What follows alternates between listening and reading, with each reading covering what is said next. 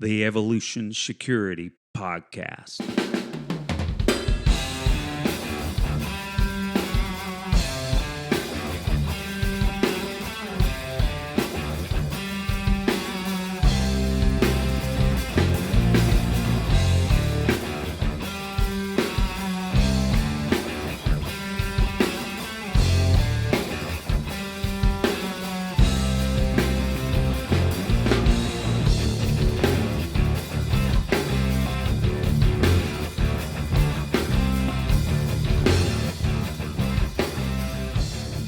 Welcome to the Evolution Security Podcast. This is Aaron Davis and Eric Davis, the Tactical Twins.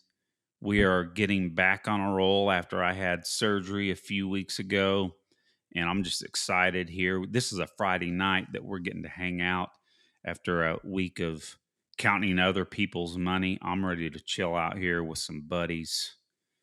And Eric, how you doing, brother? Man, I'm doing wonderful. You know, Aaron, I had a really good day. Frankly, it started with 0600 JiuJitsu taught class this morning. And, when you get up early and get your workouts done earlier, man, it just seems to have a really good flow for the day. And then I teleworked and didn't have a whole lot going on. I still had to stay close to my computer and my phone, but man, I just hung out with the wife all day, got a little bit done around the house, and man, now I'm here hanging out with two really good friends. Amen, brother. Well, we're going to then have to welcome Cecil Burch. He has become a great friend. Eric's known him for quite a while. I started getting to know Cecil with some classes here, and you'll start noticing, audience, I'm speaking to you, that we have some great friends that we've built up a rapport with for this show, and Cecil is definitely one of them. So you're probably going to hear quite a bit from him from time to time. But Cecil, man, thanks for spending time with us. How you doing, brother? Good. I always enjoy talking to you guys, whether it's face to face or through the wonders of the internet. It's always fun. I always like, you guys are just fun to talk to, but we got so many shared interests, so it just makes things that much better. And you guys accept that I'm right all the time, so that's even better. Even more so right than Chris Lepre. Oh my God, he's so wrong all the time. Unless he's shooting a gun, he's never right. Then I'll take a step back. He can certainly handle a gun. I mean, man, that guy, he shoots lights out, man. Yeah, he's a killer shooter and another excellent friend. That was so awesome when I saw him come in for Range Master IDC that you hosted. And man, it had been a while. It had been since you and I, well, it wasn't your first DCQC, but my first DCQC in Phoenix was the first place that I met him. And man, what really great friendships around this path. But so we kind of got a little thing going on between you and Chris right now. And it's your guys' fault, and I'm really irritated. Right? The fact that you had him on more than me. Now, okay, so now he and I are tied. All right. Yep. So my anger has subsided a little bit. But you are not allowed to have him on again before I come on another time. Well, I am not going to have a text from him going, "Oh, I'm on more than you." Well, Cecil, since you're much better at jiu-jitsu than I am, I guess we'll do what you have to say. Yeah, that's awesome. And speaking of which, Cecil, I was honestly, you popped in my head this morning when I was teaching, because one of the guys, I don't know, maybe a couple of weeks ago, said, "Hey, Eric, don't you have a boxing or kickboxing background?" And I said, as a matter of fact, I was way more into boxing and kickboxing before jiu-jitsu. He's like, "Hey, man, maybe we can do some boxing in the morning every now and then." And it is part of our, my gym does do testing. and it is part of the curriculum. But anyway, I taught the first half of class was boxing, and some stuff you're very familiar with. Some of it I've gotten from you. So yeah, I was certainly thinking about you doing that That's cool. boxing. Yeah, it was fun. Cool. Go ahead. I love jujitsu, but you got to have a little bit more. Yeah, absolutely. And, you know, it's one of those things I kind of left it behind for a long time. And, you know, it comes back. I mean, when I'm in scenarios or ECQC and whatnot, somehow my boxing and Thai boxing just comes right back out without training. But yeah, I today was a day where I was like, man, I am going to pull this into our normal rotation in the mornings because the guys really liked it, and it was a lot of fun. And then it may seem a little incongruent, but I ended with some Danaher straight jacket back attack stuff, Okay. which I'm trying to perfect myself. So a lot of fun. But anyway, enough about me. I just wanted to let you know that boxing made me think about you. So, but anyway, Aaron, what you got, buddy? Well, so Cecil, I believe we're looking there at what looks to be your new gym. Is that correct? Yep. This is the reception desk, and then here's our gis, and over there is some of our sitting stuff. Yep. This is where if I'm not on the mat, I'm spending a lot of time right here at this position. Awesome. And Cecil, you're doing that full time now, aren't you? Yes, I am. I turned the family business over to my brother about technically December. I pretty much said, okay, it's all yours. You do it. I thought I would be on call. I kind of thought I'd have to go into the office every now and then, maybe late in the afternoon in between classes. I'd have to be available for it to help him out with, consulting. And he's asked me like 3 questions since then. He's taken the ball and run with it. And now I haven't had to even think about that for months. That's awesome. It's great. I'm literally a full-time jiu-jitsu bum and traveling seminar instructor. That sounds like great. Living the life. Well, we're so happy for you. I told my wife, this is a few months ago. She was, I was like, I've had some really, since I opened the academy and started doing this, I said, I've had some really long days. I've had some really tough days, but I've never, ever had a crappy day. Not one time, which on the old job was pretty much the description of every single day. I just, especially after my mom had passed away, and, it was really hard to go into an office that was a family business and half the family, my parents, are gone. Right. And it was not fun. And so now, man, I'm talking jujitsu, I'm talking self-defense, I'm talking shooting, I'm talking strength and conditioning, I'm talking about health stuff. Literally 24/7. It's great. I wish I'd have pulled the trigger right about a year before my mom died. I talked to her about getting out of the business, and she goes, "You should do it, Cecil. Go." And I started to make that way, but then when she passed away, my brother and I had to buckle down, and we had so much, business issues to take care of, and the state issues and stuff. So all that was on hold. But yeah, I'm loving this, dude. This is the best thing ever. I teaching guys or teaching people jiu-jitsu, self-defense, making them a little bit more capable, a little bit more confident. Man, it's much better than selling somebody a health insurance policy. I'll tell you that much.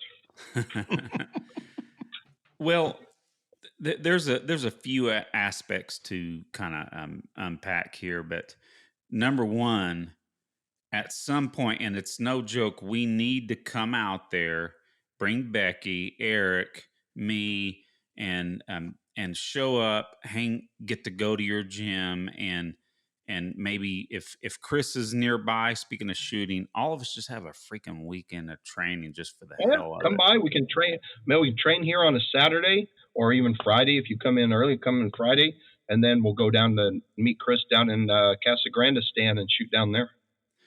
We got to do it, man. I mean, literally just for the Yeah. fun of it and get, Sounds amazing. have Oh yeah. fun Yeah. and learn. But I've been thinking about that a lot lately because, of course, you're in the Phoenix area, right? North Phoenix, pretty Yeah. much north central. Like if you're going north, if you're leaving up from the airport, if you're leaving up from downtown and you're going north to Flagstaff, Grand Canyon, I'm kind of on the northern boundary. Okay. Past us, it's open. It's open territory.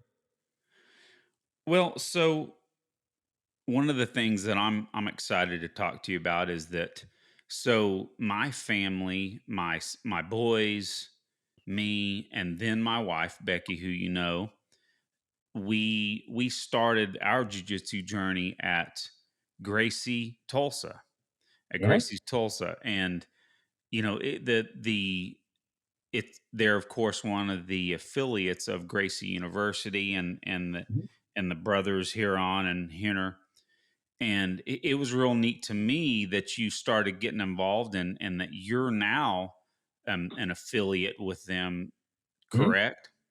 Mm-hmm. Yep. We're a CTC under Gracie University, or affiliated with Gracie University, I should say. And you know, it was fun hearing from you and then our instructors there, Robert and then Tim, and I think Brittany was out there. You know, Yeah. so cool. It's cool that you guys just kind of bumped into each other. But man, why don't you tell us a little bit more about that? You know, why you decided to do that? You know, how it's going, all of that stuff. Sure. So, I mean, so I always had a certain idea of how jujitsu should be taught. Over 30 years of doing it, I'm like, I know what tends to be working for most people, average people. Like if you want to become a great competitor, nobody's going to do a better job at it than my instructor, my professor, Meg. Um, but the training's very hardcore. It's very, man, it's very Shark Tank Darwinian. And he admits it. He completely says that's his thing.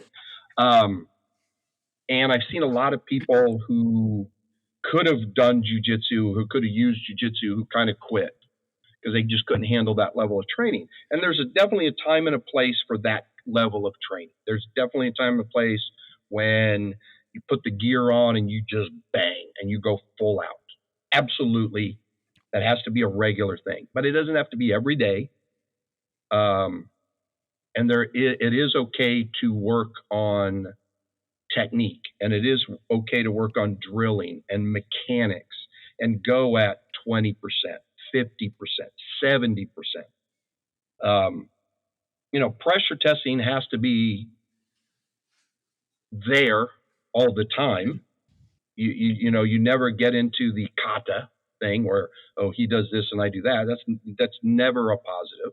But we can do everything short of that without having to kill ourselves. And we can do like 2 hours of training. So when I started building the fundamental class at Meg's gym 15 years ago, I didn't have any guidelines to that. I basically was doing it on my own. I was like, okay, what do I think would be a good way to get information across to newbies? And a lot of trial and error, right? A lot of trial and error. Sometimes I hit it right out of the ballpark, and other times, man, I screwed the pooch hard. So, but eventually, I thought my program the last 7, 8, 9, 10 years has been really good. And Meg even said, when I was doing that all the time, when I was running that program, so I was responsible basically for taking the new guy walking in the door and getting into blue belt. And then Meg would take over from there, which was a perfect mix. And Meg said that those people who came up during that time were some of the best students we've ever had, because we got a lot of them, because I didn't run anybody off. I made sure they had a good grounding in jiu-jitsu, not just being tough or not just, having great physical attributes, but understanding what they were supposed to be doing, and then put them through the kiln and let them harden up. So that was a really good way. And so when I went to open this academy, I was like, all right, I've got this idea. I have an idea of how to work it and how to split between that and the advanced training. So I ended up, one of the other black belts at Meg, Sean, he wanted to open a gym too.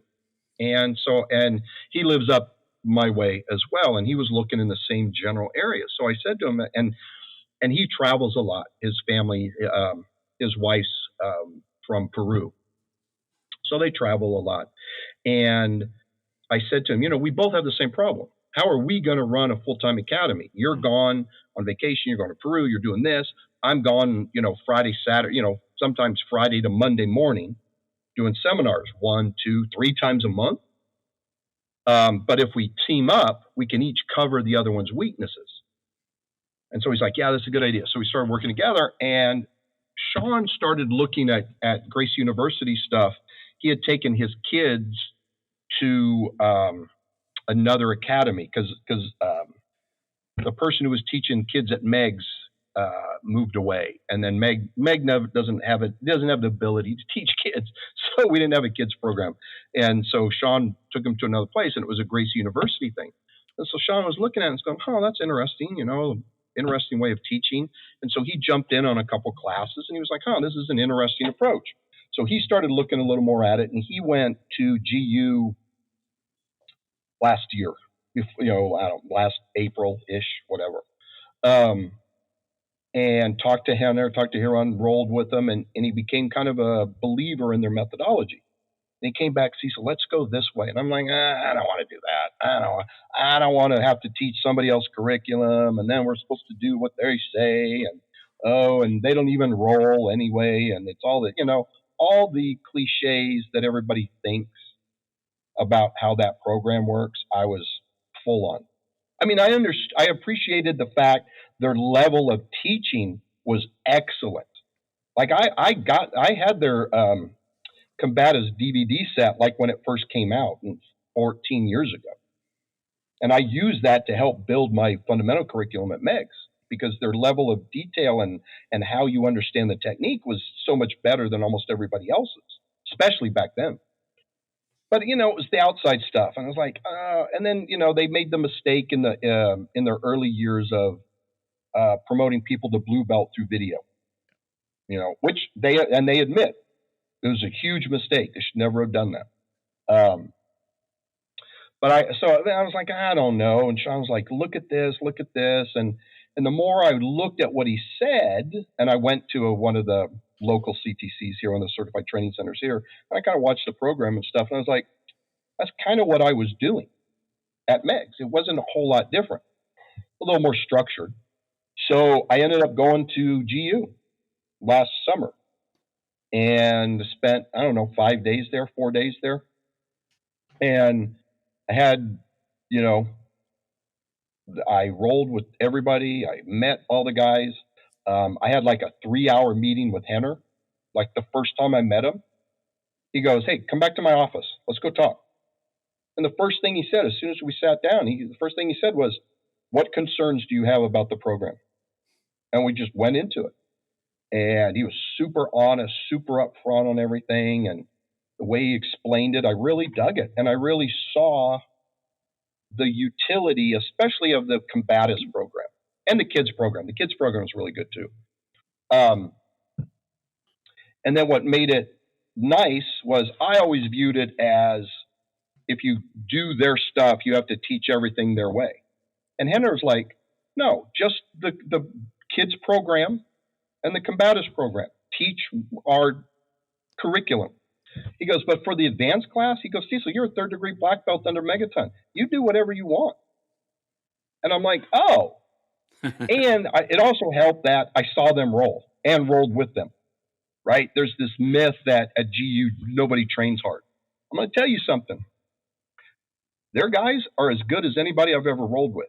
Their black belts, certainly, even their lower belts, there's some good dudes. Even their like blue belts, they may not be offensive killers, but defensively, they are really hard to tap. Everything's very, very tight. They understand how to be safe and not just flail and be spastic. And so I'm like, that's pretty impressive. And once Henner was like, we only ask you to teach these 2 canned programs because they're structured a certain way. And I kind of dug it. I was like, okay, that's good. And they were he was super accommodating. You have to go through their instructor program, and it's like a long video. It's actually legitimately, it's the best instructor training program I've ever seen. Cool. It's multiple videos over months that you then have to be tested on. And then you have to do a 4-day camp in front of them. And each of those, the video program and the camp, you could fail. And I saw people fail. You could fail at it. It's not a gimme program. It's actually very tough. It was especially the camp was really nerve-wracking to me. Because it's so tough and they're very precise in teaching methodology. But right from the beginning, Henner said, you can go ahead and use all our stuff. You can use our basics, all that stuff. Just don't use our logo or our names right now until you get certified. And I'm like, he's a really good businessman, but he's not a psychotic, greedy businessman. He's very into giving and getting back. He doesn't see it as everything. Unfortunately, most of the affiliations in the jiu-jitsu community are geared one way, upstream. All the good stuff pretty much goes upstream. Whereas with GU, I felt very much from the beginning that it's a two-way street. That I'm getting so much support, I'm getting so much stuff from them, as well as whatever payment I do or whatever things I have to do, to follow their program. So we went ahead and did it. And I'm going to tell you something. Guys, people love it. Awesome. People love the program. They respond. I've got guys, I've got a couple older guys. I got a 67-year-old guy who his wife was adamant that he shouldn't do jujitsu. And he kind of basically snuck out of the house behind her back and came to class and said, look, honey, I did the class and I'm not hurt. And that was 6 months ago and he's still going strong. So we've got kids as young as 13 in the adult program on up to Scott at 67. We got a couple other guys in their 60s. It's a terrific program. Now, is it the fastest way to get functionally fighting? No. I still, I'm going to pat myself on the back here, which I don't normally do. But I think between my coursework and ECQC, that's the better pathway if you need basic hand-to-hand grappling skills quickly and functionally. I think you're better off coming to my class and ECQC. Either one first, it doesn't matter. But, between the two of us, what is that? Between the two of us, that's 45 hours worth of training over, 6 days. That's pretty good. Yeah, 5.5 days. That's pretty good. Certainly must take classes, both of them, yeah. Oh, thanks. Certainly ECQC people should. But I think mine too, I think I get a pretty good the basic information across to people who don't know anything. Absolutely. But phenomenal. If you don't have a particular need for an immediate end state, the GU Combatives program is pretty good. It's pretty good. It gets you to a decent level. 8 to 12 months is you could be okay in 8 to 12 months. And most importantly, in those 8 to 12 months, you're probably not getting hurt. Yeah. You're probably not. You probably don't go, oh God, I don't want to go to class tonight. So-and-so is going to be there. And if I roll with him, he's going to crush me and maybe jack up my knee or something like that. And we've all been there with those guys. Yep. But you don't get that in the GU program. And I think there's a huge amount of merit to that. I think sometimes in the self-preservation training community, it's very much the focus is now. Make me John Wick right now. It's like it doesn't work that way. I don't care who the instructor is. Craig can't turn you into John Wick right now. I don't care. Tom Givens can't turn you into John Wick right now. So the path is, an extended long one, right? It's mastery is a journey, not a destination. And unless you have a need that you might get into a fight for your life tomorrow, well, you don't have necessarily a pressing need to know everything right now. Just start working and go on the path. And if you do it that way, because here's the other thing. The problem with trying to get everything now is maybe we push too hard. And what happens? We get hurt. Right? And now we're out for 6 months because I wasn't paying attention and I blew out my knee.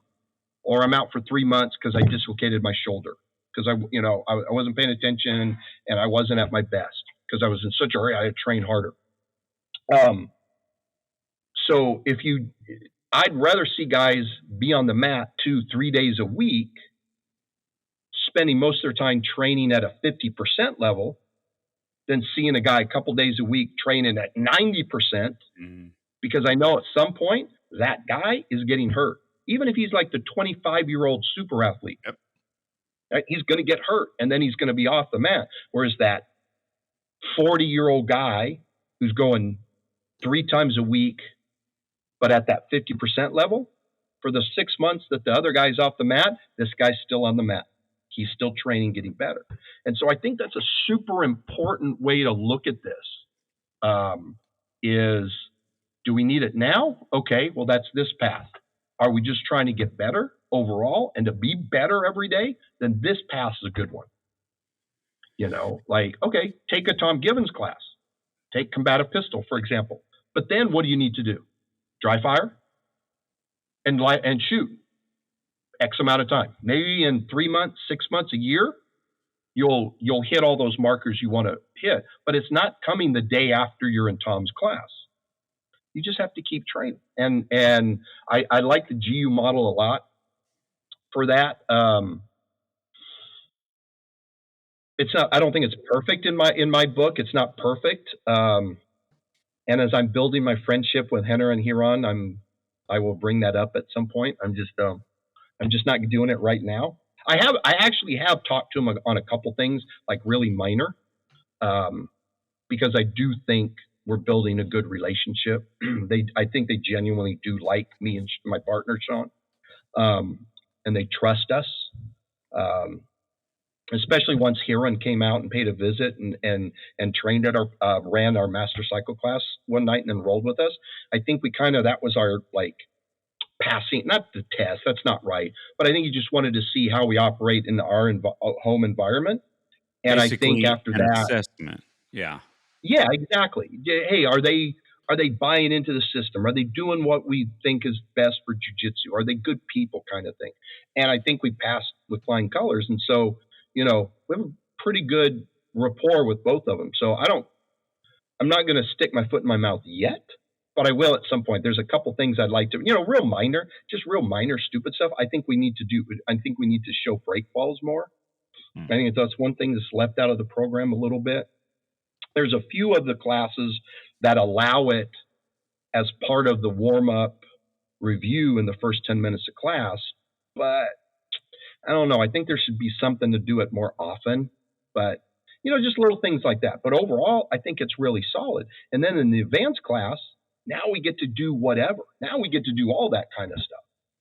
So, and I'm telling you, no other jiu-jitsu affiliation that I've seen has their business support. I mean, legitimate business support. I have a problem with something, I mail the support staff, I will have an answer in less than 24 hours. And it's almost always a positive answer. It's never like, hey, well, that's just the way it is, dude. It literally is like Sean and my business model is different. Like we're 50-50 owners, co-owners of the academy. Most of, probably 99.9% of the CTCs has one owner. So all the behind the scenes admin stuff is set up with one guy. So I was getting left out on some information, emails and stuff like that. And I just went to him and said, hey, can we fix this? And instead of saying, oh, well, our system's not set up that way, we can't do it, they were like, let us work on it. Took them a week, but it fixed almost all the issues. I don't know any other jiu-jitsu affiliation that I think I would have got that from. That sort of, rapport. And the fact that I'm still under megaton, right? And I said that to Henner immediately in our meeting. I said, listen, I'm a third degree black belt under Megaton Diaz. All my belts, all my stripes came from that man, and I don't intend for that to stop. Yeah, I was And going to Henner was ask like, you about that, honestly. absolutely. What's that? Sorry, Art? I was going to ask you about that, honestly, Cecil. Oh, I yeah. didn't know if I was going to And, ask you on the air, but no, and you gave the answer. Yeah, I was yeah, curious. and Henner was like, absolutely. He's been your professor. We don't expect anything.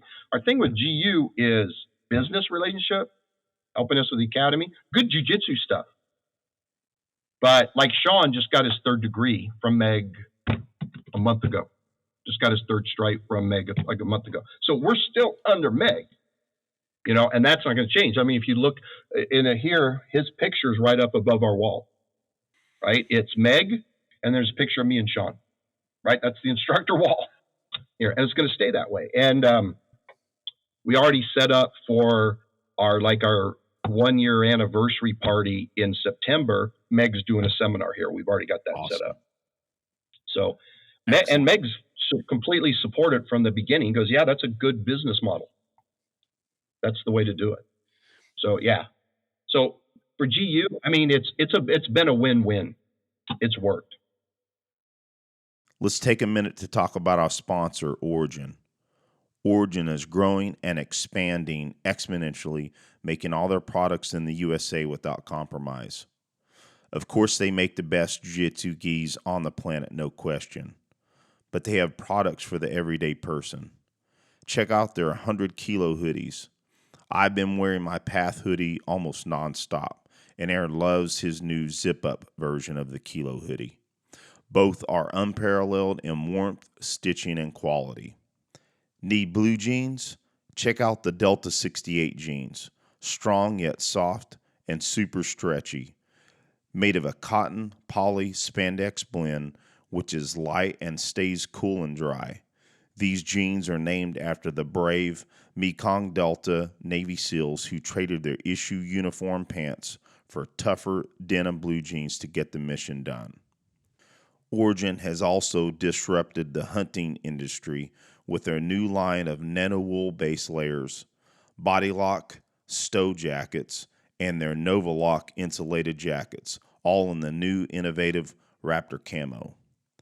If you need jiu-jitsu gis, Jocko supplements, or any of the products mentioned, go to our show notes and click on the affiliate link and use EvoSec10 at checkout. Now back to the show. Well, I just have to kind of interject again, being someone that started out at a Gracie affiliate school, that I really do think it is an amazing way to get people into jiu-jitsu because it is not overwhelming. Now, I felt sometimes that I would have rather have started rolling sooner, but Yep. but it's just there's kind of a split. So Gracie, it's a while before you usually get into rolling, but Yep. at other gyms, you start rolling right off the bat and people get run off. So to get and digressing just a little bit. So Robert Davenport is the Gracie Tulsa instructor, and just a shout out to Robert and his amazing team there. When my boys started, it was a fairly small school, but still plenty of students. But I've seen that school probably grow 6 times. It's huge. They just built a new building, and they're running out of space some nights. Yep. So yeah, just it obviously, okay. So jiu-jitsu is uncomfortable in a lot of ways, even if you're going light, right? But to see so many regular people, moms, dads, people in their 50s, 60s, kids, etc., going to class and then starting a life, you speaking of my wife, right?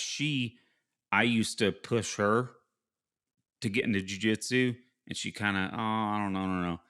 She started there finally, surpassed me. I mean, a long time ago, and it is her number one outlet. Number one. So, taking someone that wasn't interested in it and then basically making it their number one priority is really freaking cool. So Yeah, she's I, knocking on purple soon. yeah, that'd be cool. She just got her third stripe on blue, right? So yeah, we're talking about that the other day. I agree on the rolling thing. There's those two approaches to it, right? And yeah, we can start rolling, having people roll right away, make them tougher, get them ready to fight right away. Yeah, sure. But I think there's a lot more negatives from that. Like you said, I'm sorry, it runs people off. Like the three of us, we are black swans. We are outliers with people who look to work some level of self-preservation. We're the three of us. We will go into hardcore jiu-jitsu gym, MMA school, a wrestling club, boxing gym, whatever. We'll go in there and train and get the snot beat out of us, whatever. As long as we're getting something of value back, we'll go back.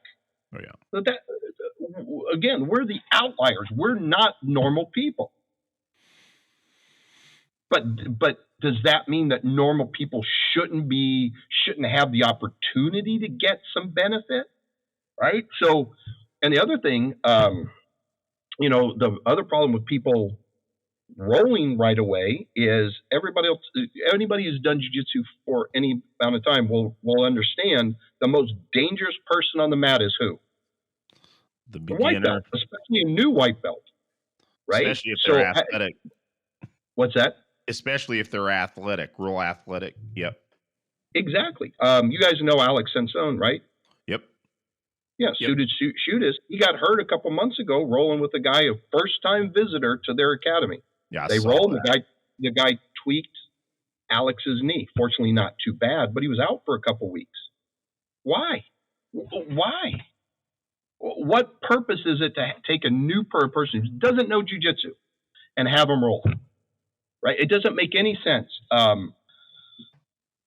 It's like asking somebody to play, the solo to Stairway to Heaven when you can't even, you don't even know a D chord, right? Okay. Yep. Here's a guitar. Go play the thing to Stairway to Heaven or Eruption or something like that. What? Right? Or write the great American novel. Oh, I'm illiterate. So what? Go write. Right? It's just to make, crawl, walk, run to some level. So like when I was running, when I had the fundamental class at Meg's, my guys, none of them rolled. It was somewhere between 4 to 6 months. It sort of depended on how the training was going and how everybody was responding. But it was between 4 to 6 months, I'd let them roll. Now, they did positional sparring right from the beginning, but that's much more controlled. That's much more specific. Right? And GU does that, not from the beginning, but they do that with they call it the reflex development classes. It's that similar type thing. So within, I think so if you average 3 classes a week, you could get into the reflex development class in about 3 months. And you could be doing essentially a version of positional sparring. Well, that's pretty good. That's pretty good. And then if you keep doing it, somewhere between 8 to 12 months, you'll be eligible to go to the advanced class and you start rolling all the time. That's not bad. It's not like, okay, you'll roll in 5 years, right? It's not some weird traditional martial art where you never really do it in 20 years. Somehow by osmosis, you become a fighter. You'll get it in GU. It's just a little bit longer than we're typically used to in jiu-jitsu. But you don't lose students. GU has about 4,000 students right now. And here's the thing. Everyone go, well, of course, because everyone wants to train with Henner and Huron. Henner and Huron only teach 1 day a week each. Huron teaches Fridays. Yeah, Fridays, and Henner teaches Saturdays. The rest of the week, it's their other guys. And people, the Monday, Tuesday, Wednesday classes are just as full as Henner and Huron's classes. It's not a cult of personality. It's the program. It's jujitsu taught well, and like you said, Aaron, anybody can do it. You can walk in and you get that first class under your belt, whatever the class is on the combatives curriculum of the 23 classes. You jump in on any one of them and you go, okay, yeah, did some stuff, felt okay, didn't get killed, nobody smashed me. Yeah, I got a little sweat from some other weird dude, but it's not as bad, right? Yeah. So, is it a perfect program? No, but it's really damn good. And if we care, right? If we as instructors and subject matter experts and people with voices in the self-preservation training community, if we're serious about getting everybody better, more capable, more dangerous to bad guys, then we need to optimize how we teach, how we get people to that point. And if we just blindly go, oh, okay, just put on the fist helmets and beat the crap out of each other, shoot each other, do this, or yeah, we're going to run people off. We're going to lose people, and maybe we get a tiny, so 10% of the people who start training will continue. How about let's flip it?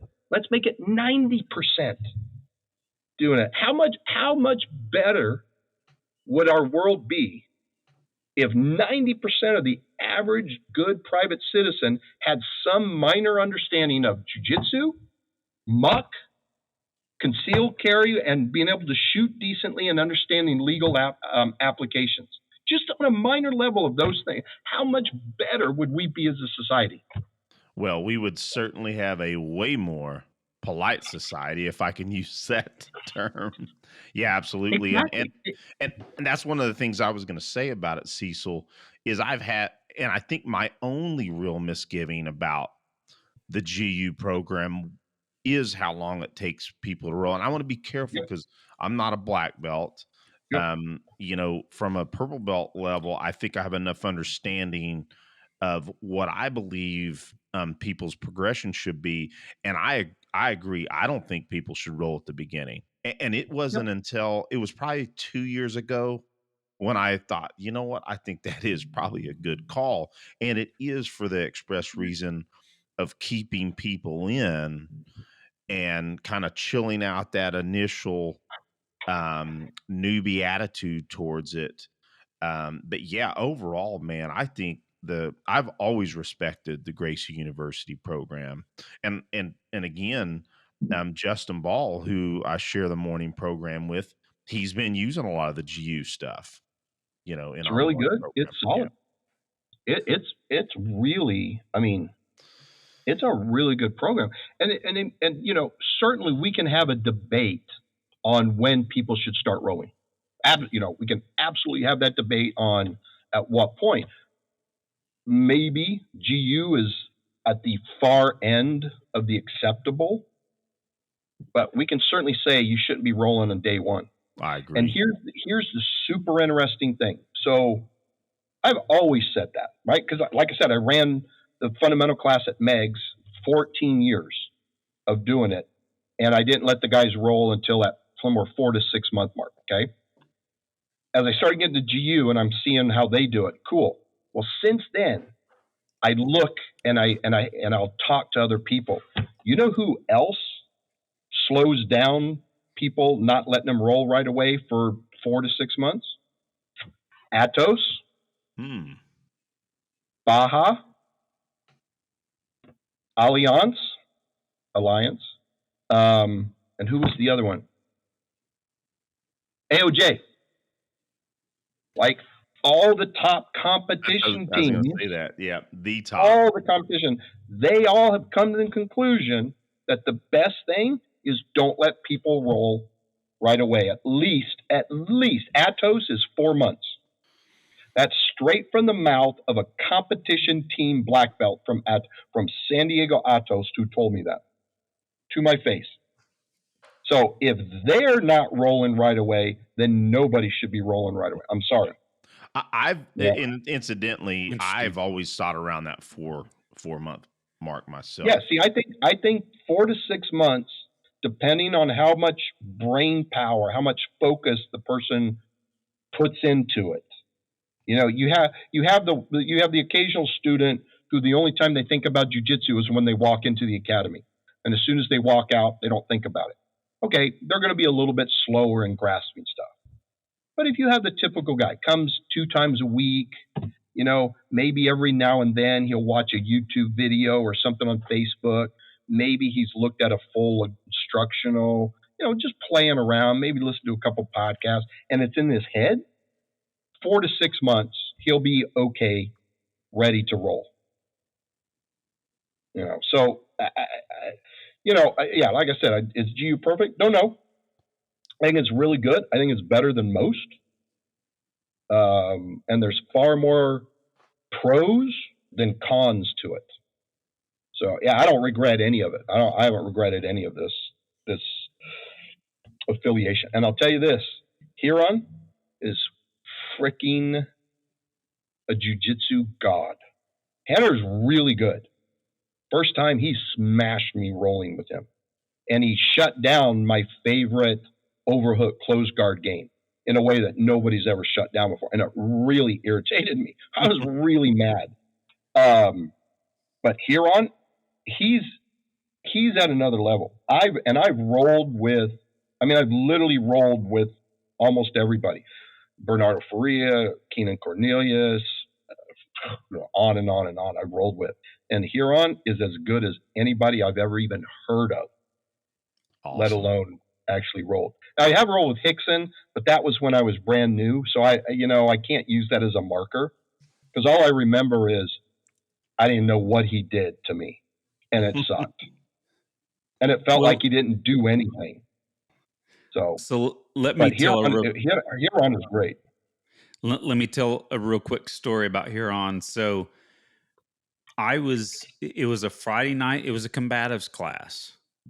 And I went from work, showed up at the gym and started changing my clothes, and I'm getting my gi on, and then all of a sudden I see this pretty big guy out of my peripheral vision, and I look over and there's this big smile on his face. And it's Huron, you know. The number one thing that I know, those guys kind of get tired of hearing about this, but there's no way getting around it. He is a big dude. It's like not just tall. He's like this big human. But that was one of the first things I noticed. But you know, it's neat, you know, you keep referring to this self-preservation community.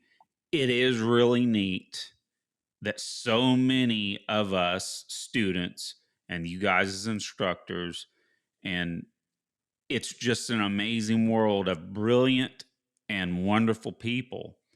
And so I've been to a lot of world-class classes, yours, Craig's, Tom Givens. I could just name off a ton, but when Huron was there was an air of that world class that was real apparent. It's almost like going to me whenever I go to one of your guys' classes or that night. It's like getting to see this kick-ass band. You know, here's this band that's okay. You know, that's a pretty good band. But then when you go to that, you know, having Huron teach, it was like seeing a badass band, and you're just sitting there going, man, this is some good stuff. Yep. Yeah. Rolling with him is just weird. It's just so odd because you don't feel like you can do anything, but it doesn't feel like he's doing anything to you until it's too late. And it's just, you're like, okay, well, I just tapped. Okay, cool. Great. I mean, he trap and rolled me. Nobody trap and rolls me. Literally, nobody trap and rolls me. And he just did. He just like, all right, go ahead, mount me, Cecil. All right. And he just hung on, and then he just goes. And I'm like, oh, I know trap and roll's coming. I know how to stop that. Whoa. crazy, So, crazy so stuff. he just And, got and you know what? What's that? he got Gracie's combatives on you, man. He just turned it on you. Totally combative. He combative me all over the map. But here's the cool thing: both of them are really good people. Both of them are really cool, They seem to approachable, be. down to earth people. Very, and Henner's always on, right? Because he's such a good salesman. He's so much energy, blah blah blah blah blah. But when you talk to him, you talk to Henner. There's no weird persona. It's Henner you're talking to. It's really cool. I mean, it's like Craig, right? Craig's his presence. But when you talk to him, you are talking to Craig. Yep, absolutely. So it's fun. I don't have any regrets with going GU. It's been going really well. And it's interesting. I still have a ton of things I have to do. Like, I'm essentially on probation with them. I've got another 8 months that I have to do a few things, which I think is awesome. I love this. They're not going to rubber stamp me just because I'm going to pay them an affiliation fee or something. That's why they're successful. Yeah, exactly. Their standards are so good about this, and they hold everybody to it, which I think is phenomenal. Like Tom Givens, right? Why does the certification, an instructor certification from Tom, mean what it does? Because people fail. Yep. He will fail you if you don't live up to those qualifications. So that means that when you do get that, you have passed those qualifications, that's legitimate, and it means that much more. So yeah, I love it. It's good, and man, just makes me happy to be on the mat. I'm rolling, put my gi on, I do this, teach some jiu-jitsu. I can the fact that I can teach a kids program, which I didn't think I was ever. I had told Sean when we first decided to partner up, you do the kids, because I was like, I can't do the kids. Now I teach the kids. All our classes are equal. Like, we're 50-50 on everything. So like he'll teach. So he'll teach maybe Monday, Tuesday, all the classes, and I assist, and I'll teach Wednesday, Thursday, and he'll assist, kind of thing. And then we like split Friday and Saturday or whatever. But I can teach all of it because especially the kids program and the combatives program is very. It's not just here's something. It's very logical, and they give you the reasons.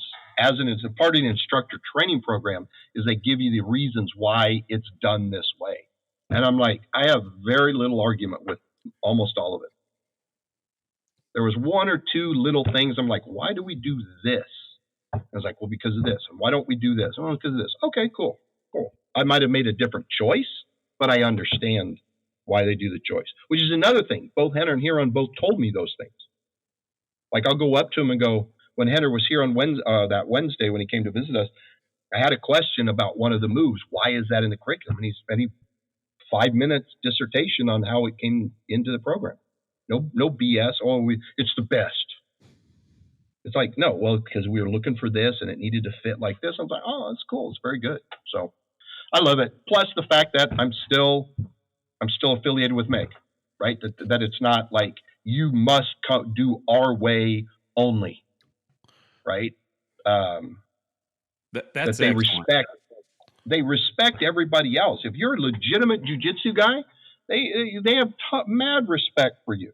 Like last December, they did at GU, they did a big open invitation for any black belt on a Saturday. It's like a half-day session. Just come and just roll and exchange information. Didn't matter who you were with, anything. Just come and we're all together. And I talked to both Henner and Huron about afterwards, and they're like, "Yeah, it was great." Everyone's just going, "Yeah, we do this, and then sometimes I like to do this," and it was just this exchange of information coming from camps that are fighting with each other, So I dig it. I love it. I love it. Well, I think that I saw I saw that event, and it made me respect them that much more. I'm going next year. They're going to do it again, and I'm definitely going next year. Well, maybe we can then drag you to the Origin camp with us at some point. Aaron and I haven't been yet, but that's something I want to. Where do they do that? It's in Maine. It's Oh, in Maine, Maine. really? I've never Yeah. been to Maine. Yeah, so we definitely have been intended to do that. Well, real quick, a little funny story because you brought it up, and Aaron, I think you remember this. Speaking of Tom Givens and people not passing, Aaron, do you remember that? I felt sorry for him, but it's still, Tom's humor when the guy, I mean, it was his last chance to qualify on one of the, I don't know if it was the Rangemaster qual or it was the FBI qual, but he said, man, I almost passed. And Tom said, well, I almost gave you a certificate. In his dry, Tom. But I will say Oh, something about Tom, that the more that we have gotten to know Tom, he is a very, very caring person. oh, He 100%. Yeah, yeah. So he's not just You trying to. just don't. He's not. He doesn't throw it in your face, Yeah, yeah, yeah. but Absolutely. he's very much so. Um, it's important to him that people are getting better, that they are learning the right things from him, and that he's supporting that, other people to do it. Yeah, Yeah, yeah. Absolutely. and he's funny as hell. He's Yeah, funny as we hell. always crack up around Tom. Exactly. Well, listen, Cecil. Um, we're getting real close to our normal time frame, but we still got time. But we Yeah, I got really, time. I would, yeah, if you got a little time, man, we would love to talk about your collaboration class, the NPE Counter Robbery class. Oh, okay. Can First off, can you give a summary of what that course is, Sure. and then Aaron and I can hit you with a few questions and discussion points. Sure. So it's a collaboration between me, Darryl Bolke, and Chuck Haggard. And the idea is, how do normal Earth people who have to function in some kind of non-permissive environment, whether that's a legal NPE, whether it's a business NPE, like you're working at a company that won't let you be armed or whatever, or is it a social NPE? Like that's what I face most of the time. Essentially, there was no external thing that said I couldn't carry a gun. But if I walked into a client, sat down at a meeting, and they go, "What the hell's what's that bulge under your shirt?" And I'm rocking, a Roland Special with 3 spare magazines. I'm not going to be; those guys aren't going to be my clients much longer. I'm sorry, that's just It's most reality. people. Even like I have one client, or I had one client who the guy was a big time shooter and hunter, but he never cared about concealed carry or self defense. So even if I walked into his place gunned up, he'd probably be, or I shouldn't say that. If I walked into his place gunned up and they saw it, that's a better way of putting it. Mm. He probably wouldn't have been particularly accepting, right? So those kind of environments that you have to function in, but unfortunately, bad shit happens in those environments, right? Mhm. In the environment, maybe when you're just leaving the environment, I'm leaving my client where I've got to be very careful, and I'm walking through a parking lot, I can get jacked right there. Or on the way to a client, or on the way back, I have to stop at an ATM, or on the way home from work, stop at an ATM, all those things. How do we handle those situations running the real everyday carry gear that most people have to carry? Not law enforcement, not ex-law enforcement that are all covered under LEOSA or anything, or active duty mill guys, or nothing like that. Average, everyday people who have to function within the law and society. How do we deal with that? And so you got Chuck with his background, 35 years law enforcement. Darryl, where he did the LE gig, and then right after he did that, he worked in an environment where he had to wear a suit all the time, but it was in a really bad place. So he had to be gunned up, and I faced that for 30 plus years of my life. Actually 35. As soon as I left college, I was in that world. Well, And the class is so the class is, how do we deal with that? And basically it's thinking with the gun in your hand, or thinking with the gun on you, and what you need to do. It's a lot of muck, it's a lot of OC spray, and it's shooting with a really heavy cognitive load, and it's all putting them together is really where it I think where the class really makes its impact, is where everything comes together. So we break the students into two groups. And so each group will go with Chuck and Darryl to the range, and then the other group will come with me. And I'll start through muck as the base. We'll work all of that. So we're doing force on force, not necessarily to a gun or not necessarily to a physical end, but we're still doing, people forget what force and force really is. It's the spectrum, right? And so we start that, and then every 2 hours the students change. They come back. So then, especially by the second day, they're seeing the individual components, and then we start putting them together. So all the OC spray and the shooting stuff that Darryl worked them through. So Sunday morning, now we're putting it with the muck, and now you're like, all right, cool. You can shoot. You learn to shoot from a pocket.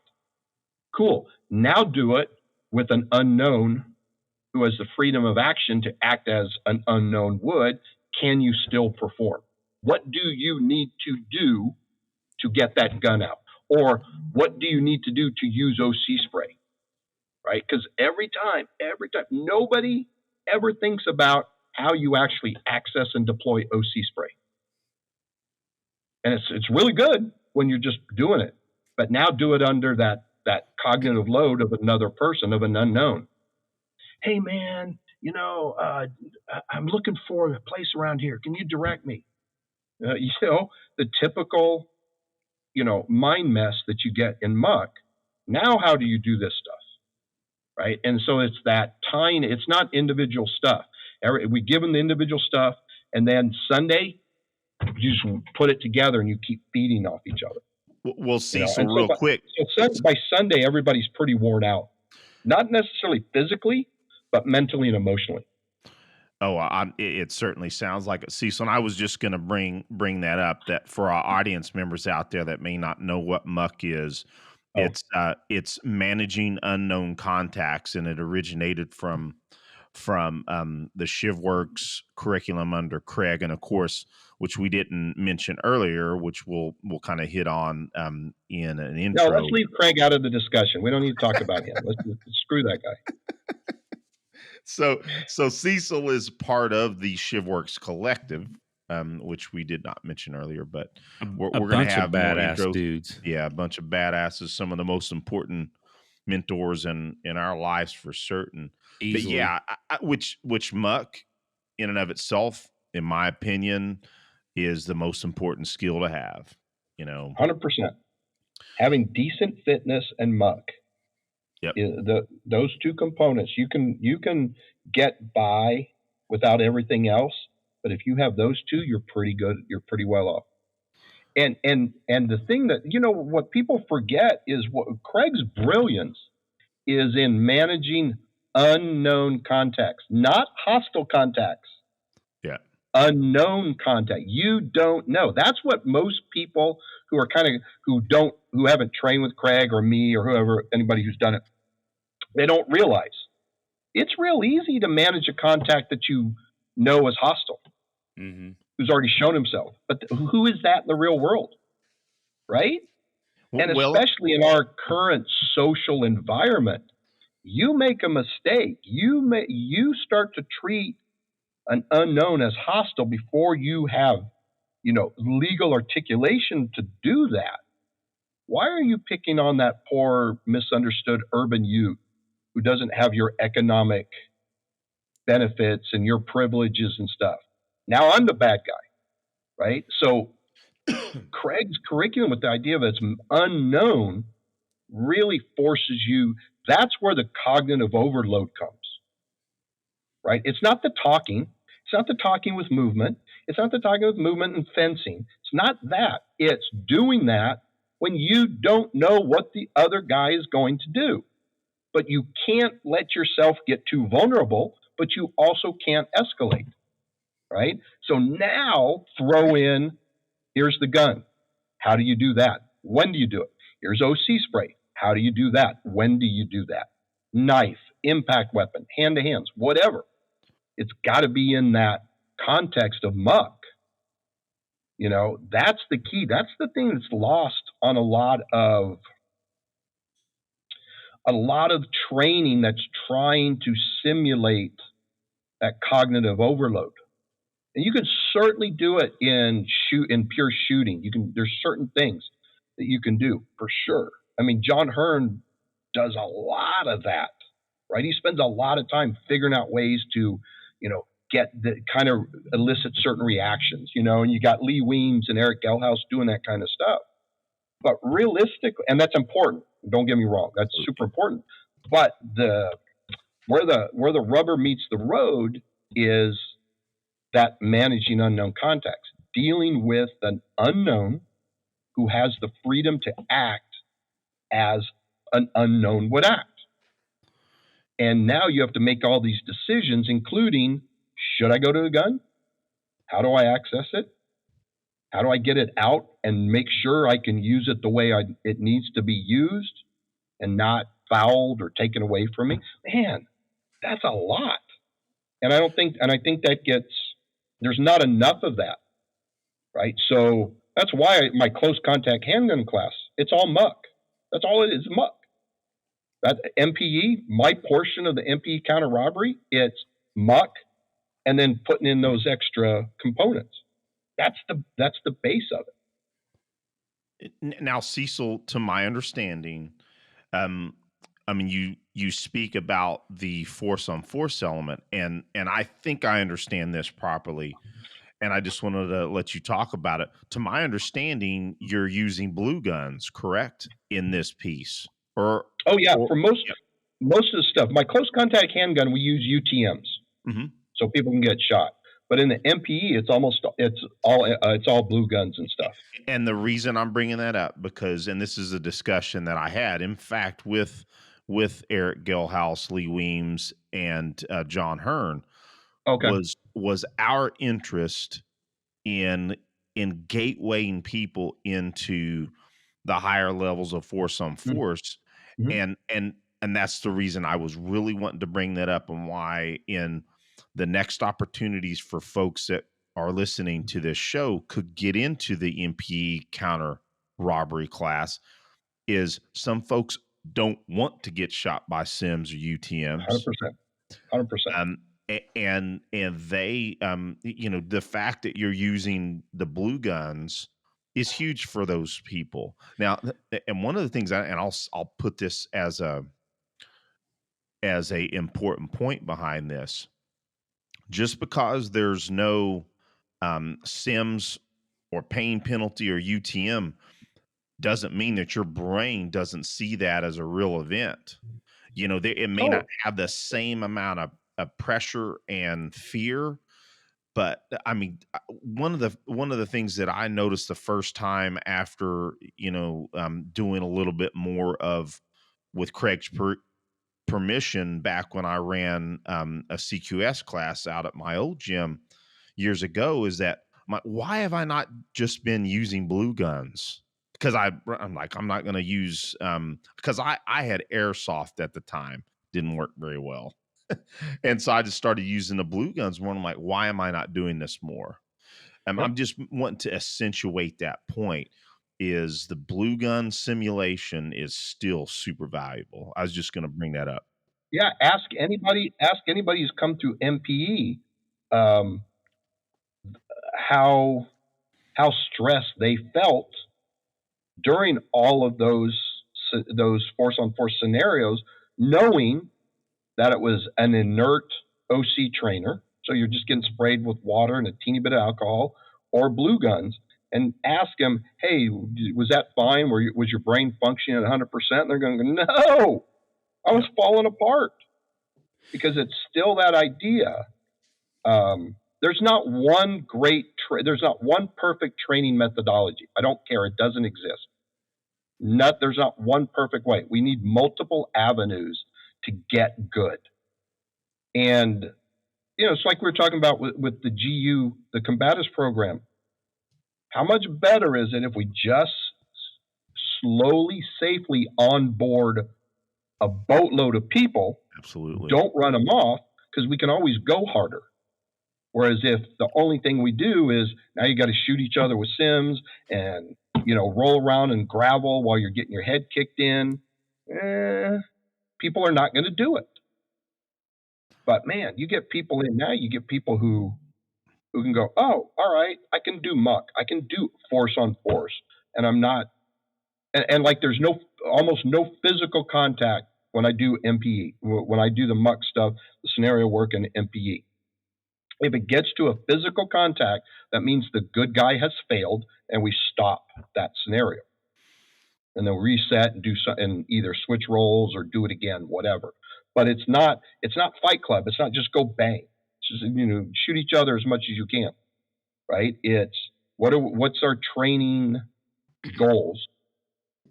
And we could do this again. I think there's a time and a place to train at that 10 to 30 percentile. There's a time to train at that 50 to 60 percentile. And then there's a time to train at that 80 to 95 percentile. Right? And this, like NPE, I kind of see that as that 50 percentile. Right? Even my class, most of my coursework, it's more physical and hard, but it's not Fight Club. I would say most of my immediate action combatives 2.5 day coursework is 70 percentile, 50 to 70 percentile at the most. Max 70. Yeah, max, right? The only time we go more is the final Evo on Saturday and Sunday. Those are the only times we kick it up into another level. But what's the difference? Everybody has a base, a full, day and a half on Saturday, and then another full day on Sunday before you're asked to do any of that, right? So, and even Craig, see, this is the thing that drives me crazy about how people act about ECQC. Oh my God, how am I going to survive ECQC? It's so tough. Dude, the max time that you're in Fight Club in ECQC is 5 minutes. And that's being generous, right? Out of a 24-hour class now, 24 hours over 2.5 days, you spend 5 minutes in Fight Club? Yeah. So why is that a big deal? But apparently, some people, I just don't even want to do that. All right, well, don't do the Evo and do everything else. Yeah. Do the rest of ECQ. Which Craig will absolutely let you do. 100%. 100%. And nobody's going to beat up about it. He never has forced anybody, except me, to do an Evo. And then he chooses the baddest people in the room. Of course, because that's how he expresses love in his language. Is I'm going to make your life a living hell, Cecil. Here, I love you. Yeah. Well, hey, Aaron, you had something you were going to say, real. Yeah, you had something. We don't need to talk about it long, other than just. I wanted to say, when we're talking about blue guns, I want to encourage people that may see a class that doesn't have UTMs. And it's a similar class, but they want to do force on force and they want to do UTMs. Let me tell you what, taking your class, immediate action combatives, Cecil, man, what an amazing class. Thank you. And I was floored by how much I got out of working with blue guns in that class. Mm-hmm. And I was really excited that my wife got exposed. That was one of the main things that stood out to me, is how valuable the blue gun stuff was because my wife was there. Because, of course, I wanted her to go to shooting classes. I would like her to go to ECQC, but, she just hasn't. But it was just excellent. But you can do so much with blue guns. So I just wanted to Aaron, I'll just accentuate that, Aaron, that you were also a multi-time alum of ECQC. So the fact that you can push that point about the value of the blue guns was after you had already taken 3 ECQCs, Oh yeah. right? Oh yeah. 3 ECQCs. I've taken multiple Fight Club classes, not just Craig's, and working with blue guns. And then Eric, the class that we taught a few months ago with cert guns, man, Yep. Yeah, cert guns are people. great. Cert guns are actually, if everybody brought a cert gun to my classes, I'd be super happy. I'm never going to make that as a prerequisite because that's Yeah. what, $250 to $400. I'm not going to do that. But man, It's a step further. that's awesome. Yeah. Oh yeah. Well, it was. I mean, when we were running, evolutions at our class, man, I saw the same slightly stressed out, attitudes on people's faces, and they're just putting a fist helmet on and a cert. But Yep. there's just so many ways to get this great training, and I just wanted to encourage again listeners that hear talking about blue guns that doesn't sound as enticing to them. It is. So that's Absolutely. my main point. Yeah, well said, Aaron. Certainly, and yeah, I mean, I think that so let me back up a second. I was about to start another point, but your guys' NPE non-permissive environment counter robbery class. I've heard multiple reviews. I've read multiple reviews, and it absolutely is on the top of our list. We say this more often than we probably should because it's sometimes hard to get things together at times, but maybe that's something that Aaron and I can look at hosting. Otherwise, we're going to be in it at next opportunity for certain. Well, the problem is I have the same issue. I'd like to do a lot more training. I'd like to go to other classes, but then you got real life, you got your other commitments, you got your stuff to do. And so it's kind of hard. I just missed a Tim Herron class up in Prescott 2 weeks ago. He even invited me to it, but Yep. I have to teach, and it was very difficult. And my partner was actually sick, so I had to be here. I couldn't just pawn off the class on him and spend 3 days up in Prescott. So, I totally get it. Well, and I was going to say that through this show, we get invited to stuff all the time. And I really, at some point, you just start feeling bad. It's like, man, I'd love to come, but what's worse, and that's why I stopped doing it, is committing myself when, because Aaron and I both have day jobs. Invariably, Right. I'll get sent on some trip somewhere.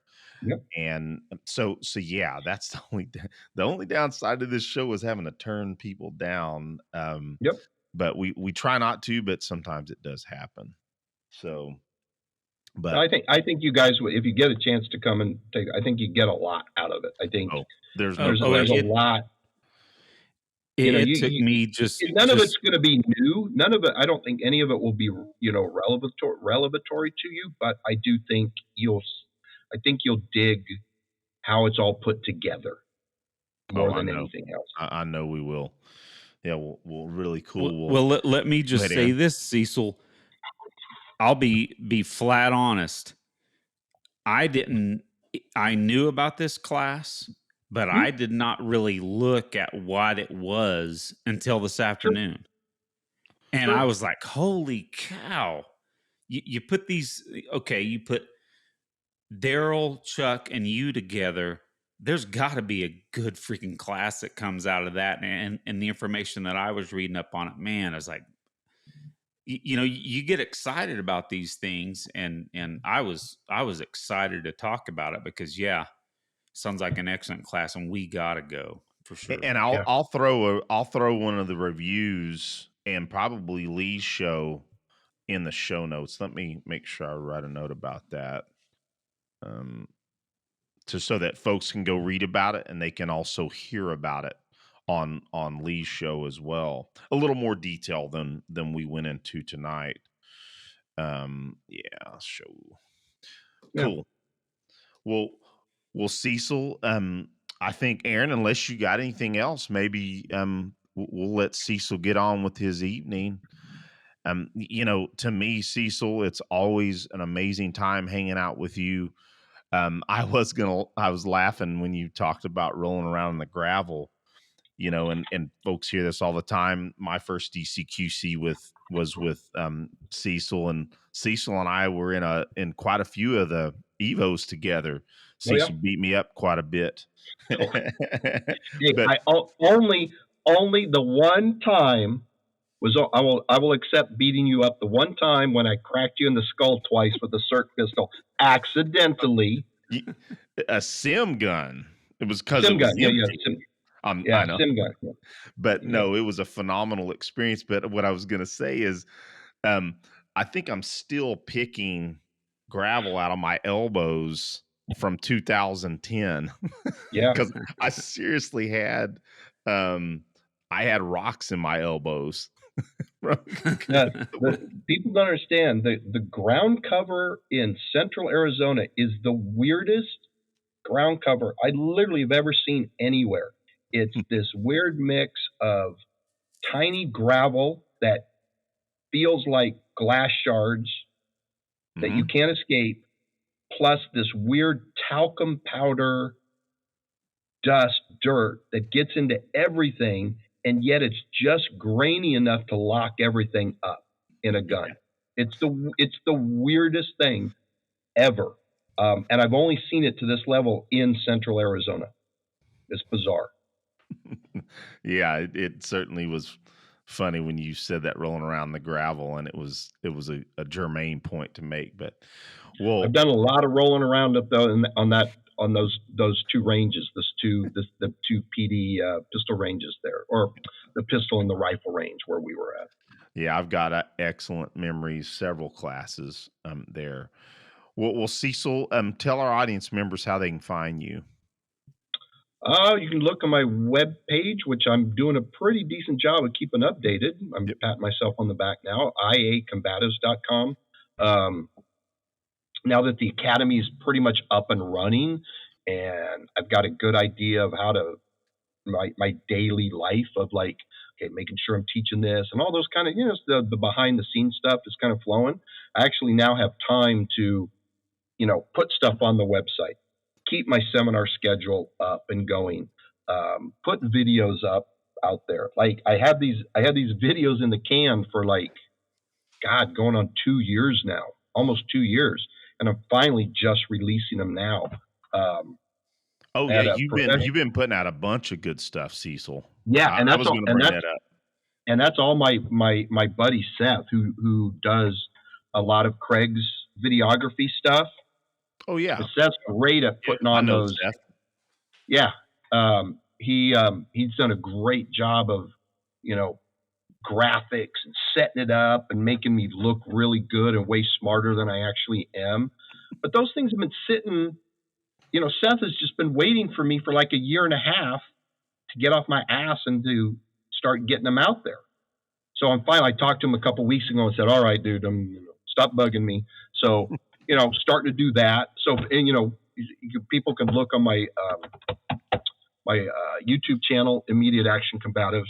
There should be, I think we got 10 videos in total, and they range from 5 to 9 minutes. But honestly, it's going to be the bulk of my foundational material. It won't be the reps. It won't be all the details, but it will be like a good chunk of my material will be up for free. It's just up there. I refuse to monetize my YouTube channel. Well, Cecil, I'm not being rude here. I'm making sure I'm writing it because I want to make sure that I include all that in the show notes. Okay. But yeah, so IA Combatives is the best way to get a hold of me. I am on my Facebook or Instagram page, Immediate Action Combatives, either one. You can certainly get a hold of me through that way. My YouTube channel, but I don't know. Can you can't contact anybody through YouTube, can you? Yeah, you can comment, write messages, but you'd have to look at it. Yeah, that's the only thing. See, this is how up on social media and internet stuff I am. I don't know. Can you do that? I don't know. Well, we've had this show, and thank God it's done pretty well. But we've just really been getting onto YouTube. we feel pretty behind ourselves. Yep. Oh, and our viewership on YouTube is like 0.001% of our audio listeners. All right. I mean, I mean, I think some of it is just it's in a saturated market. I think the other aspect is we're long form interviews, and I think the other part of it is that it's firearms based. So getting through that, for sure, 100%. so, but that's okay. It's out there for folks. But well, Cecil, always fun hanging out with you, man. Can't wait to see you again soon. Actually, you're teaching in Florida. I'm going to be at the Combative Summit. So you are? Oh, awesome. That's great. Okay, Yeah. rub it in, bro. That's gonna be a good time. Sorry, Aaron. I'll be hanging out with Cecil, Craig, When is that going to be You know, on? John Valentine. what'd you say, Aaron? Sorry. Yeah, what's that again? What date is that? It's like Approximately September 22nd through the 24th, or maybe just a little. I haven't. Yeah, I'll look up Combative Summit. I'll just be getting onto the mats again at that point. I'm gonna have to. I am still probably. I'm still about 2 months left of recovery before I can really do anything. I'm not even shooting. I don't want recoil shooting up my arms and jacking up my neck. But I'm looking forward to the summit because I'm only teaching. I think I'm only teaching a 2-hour block once on each day, which means I get to actually go and talk to other people and train with other people and actually, meet a couple of the other guys who I haven't met face to face. I'm dying to meet Matt Larson face to face. We've talked online and stuff, and we've been on podcasts together and we've exchanged messages, but I'd like to really talk to him face to face. So, it's kind of like TACCON. I always feel like I'm so overwhelmed. I'm teaching so much, and it's hard. It's very hard to just be social during TACCON. Whereas this one, I'm hoping is a little more relaxed, and I'm not running around like a pinball in a pinball machine. Yeah. Oh, I think it's going to be awesome, and it's just combatives. There's been a part of me that I was like, man, been focusing a lot on shooting. Of course, still training. At my gym, but it'll be cool to be kind of just focused on combatives and integrated martial arts. There's nothing wrong with specializing for a given period of time. All of this is perishable stuff, and so you kind of keep a minimum, so you kind of tread water on some of the skills, but then you go, for the next 4 weeks, 3 months, whatever, I'm going to really get down and dirty on this other one. That's fine. And then something will bring you around the other way like this. So you spend a couple months shooting, then you can turn to combatives. It's fine. Exactly. Well, brother, you have a blessed evening. I'll certainly be looking forward to seeing you again for certain. That'll be great. I didn't realize you were going, so now I'm even more excited. So that'll be cool. I realized when I was bringing it up, like I don't think I talked with Cecil that I was going to be there. So yeah, that's great. Because I didn't get to talk to you guys too much at TACCON. I know. I didn't want to take us off on that tangent, but that's exactly what I was thinking. We got to bump into each other a few times. I was bummed I didn't get to hang out with you a little bit. I felt the same way. I think so. Next year, my plan is I'm not teaching nearly as much. I'm actually doing a lecture. I'm going to do a 2-hour lecture, and then I'm going to do probably 1 2-hour block. But then when I'm going to get together with the guys, and instead of all of us assisting everybody and we're all occupied, I'm going to be like, hey, let's have designated AIs, and then the rest, everybody go play, maybe Chris helps me in my block, and then everybody else just screws around. Well, Craig does that anyway, so whatever. I think that's a good idea for you because because it's been too hard. We all feel obligated to support and help each other. So then, it ends up that we're all on the same range or the same part teaching or being AIing or whatever the entire time. And then we literally have no time to talk to anybody. Yeah. So I think next year we're going to try to be a little more fluid on that kind of thing. Cool. I think that's a good idea. Yeah. Well, Cecil, you have a blessed evening, You and too, guys. happy Father's Day. Thank you. Happy Father's Day Thanks, guys. and I appreciate it. Grandfather's Day. Yes. That's right. I'll add that in there. Right. Well, hey, I you keep guys. forgetting I'm a grandfather That's too. the important one right now is the grandfather. That's the important one. Yep. Happy Cecil. That's right. All right, guys. Well, y'all have a good evening. Talk to you soon. Take care, Sounds guys. good. Thanks, guys, for having me on again.